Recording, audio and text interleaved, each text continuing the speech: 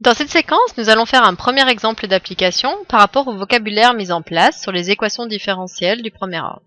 On considère l'équation différentielle du premier ordre 2x' de t plus x de t égale 1/2, elle s'appelle E1. On aimerait répondre à ces trois questions. Faites une pause sur la vidéo, essayez de chercher tout seul, puis venez voir si vous avez juste. Donc, dans un premier temps, on aimerait trouver a, b et c de t. Donc, je vous rappelle que la forme de l'équation différentielle que l'on étudie, elle sera toujours de la forme a fois x' de t plus b fois x de t égale c de t.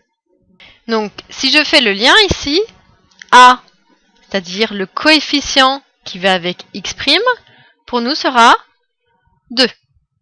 B, ça va être le coefficient devant x, c'est-à-dire ici 1.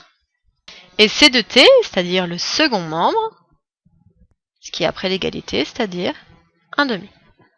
Si on veut maintenant l'équation différentielle sans second membre, donc je vous avais expliqué, on la note E indice 0, c'est-à-dire que cette fois-ci, c de t doit être nul. Donc l'équation serait 2x' de t plus x de t sera égal à 0. Et on me demande de vérifier que 1/2 est les solutions de l'équation différentielle.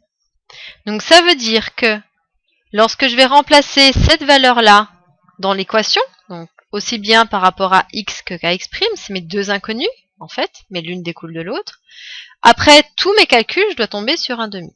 Mais pour cela, je vais devoir calculer x', puisque je connais x, mais je ne connais pas x'. Donc si x de t, ça vaut 1/2, x' de t, il vaudra 0. Donc lorsqu'on calculera 2 fois x' de t, donc je vais réutiliser mon code couleur, plus x de t, donc on fait attention, j'écris pas encore égal ces nombres-là, puisque je dois chercher, vérifier que c'est bien ça. Donc on va faire 2 fois x', mais x', on a vu que c'était 0, plus la valeur de x, c'est-à-dire 1/2. Si je simplifie tout ça, 2 fois 0, 0, plus 1/2, ça va faire 1/2. Et je vérifie, est-ce que le 1/2 qui est là, c'est bien le second membre? Eh bien, oui, soit je le vois ici, soit je le vois ici. Quand j'ai calculé 2x' plus 1x, je tombe bien sur 1/2. Conclusion, c'est vrai que 1/2, elle est bien solution de l'équation différentielle.